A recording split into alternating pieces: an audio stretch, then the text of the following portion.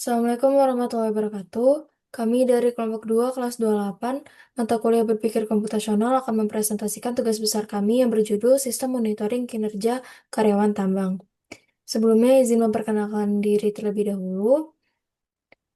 Nama saya Lia Zafira Kamarunisa dengan NIM 1642545. Muhammad Iqbal dengan NIM 16425 185. Nama saya Muhammad Rafiq Berdai Suara dengan NIM 16425 280. Nama saya Rifat Zaki Abiarfian dengan NIM 1642535. Nama saya Muhammad Nabil Zamzami dengan NIM 16425 310. Dan ini adalah daftar isi dari presentasi kami yang terdiri dari pendahuluan, dekomposisi, flowchart, program Python, simulasi, dan simpulan. Selanjutnya adalah latar belakang. Industri pertambangan menuntut karyawan dengan disiplin dan kinerja tinggi demi menjaga keselamatan serta efektivitas kerja. Untuk mendukung hal tersebut, kami menerapkan sistem monitoring kinerja karyawan tambang, yaitu aplikasi yang menilai performa berdasarkan pelanggaran. Melalui sistem credit score, evaluasi kinerja menjadi lebih objektif, transparan, dan efisien.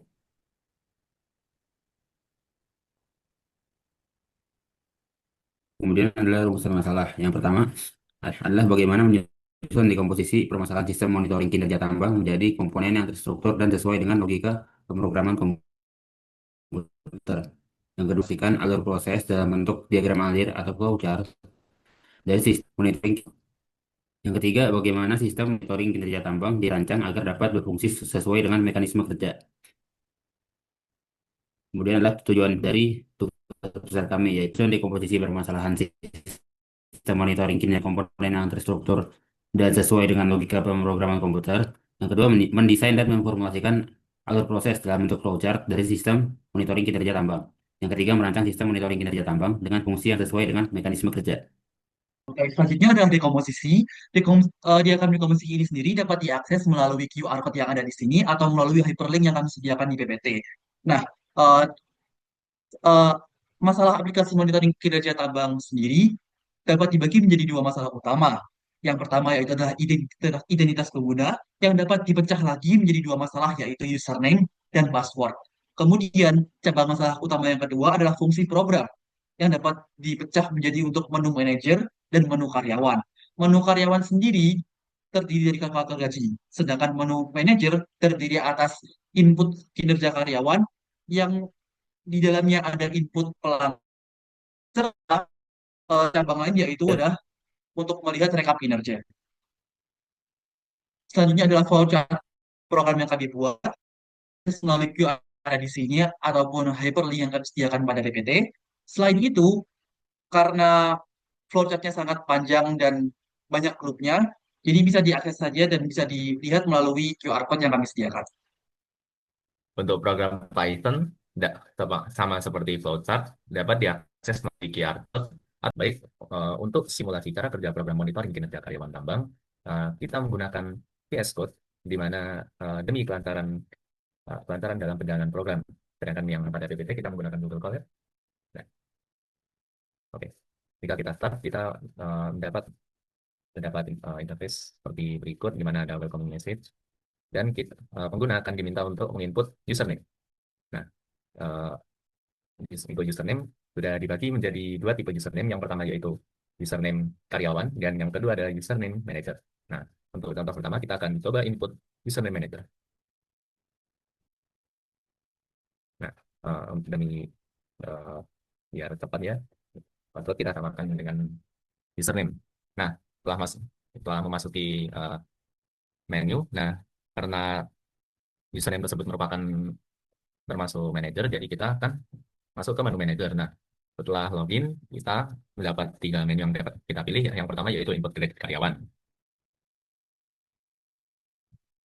Nah, kita dapat memasukkan jumlah pelanggaran ringan, sedang, dan berat untuk tiap karyawan, di mana untuk setiap pelanggaran tersebut terdapat pengurangan kredit skor.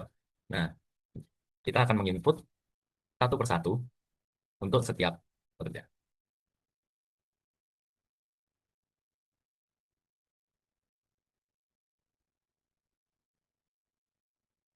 Nah, setelah selesai, eh, rekapan skor-skor tadi akan dihitung akan, akan dihitung secara otomatis oleh program dan dimasukkan ke dalam rekapan skor, di mana kita bisa mengaksesnya ketika kita memilih kembali ke menu dan kita masuk ke pantau rekap. Nah, bisa kita lihat bahwa terdapat rekapan-rekapan yang telah kita input. Dan kita dapat keluar dari program dengan bisa kembali ke menu atau hanya input 2. Oke. Yuk. Nah, untuk selanjutnya, kita akan mencoba untuk input username karyawan. Nah, salah satunya user karyawan adalah input dan passwordnya. Nah, kita berhasil masuk ke menu karyawan.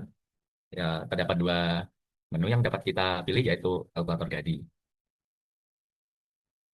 Nah, kalkulator gaji itu sesuai dengan yang kita bahas tadi, bahwa dapat dihitung dari credit score. Nah, jika kita input credit score, maka otomatis dapat mengkategorikan gaji kita.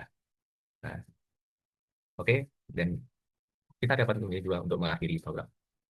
Untuk kesimpulan di bagian akhir ini, yang pertama, ada dekomposisi sistem monitoring kinerja tambang dibuat untuk memudahkan proses pemahaman terhadap komponen dan fungsi yang terdapat dalam sistem, sehingga lebih mudah dianalisis dan dikembangkan.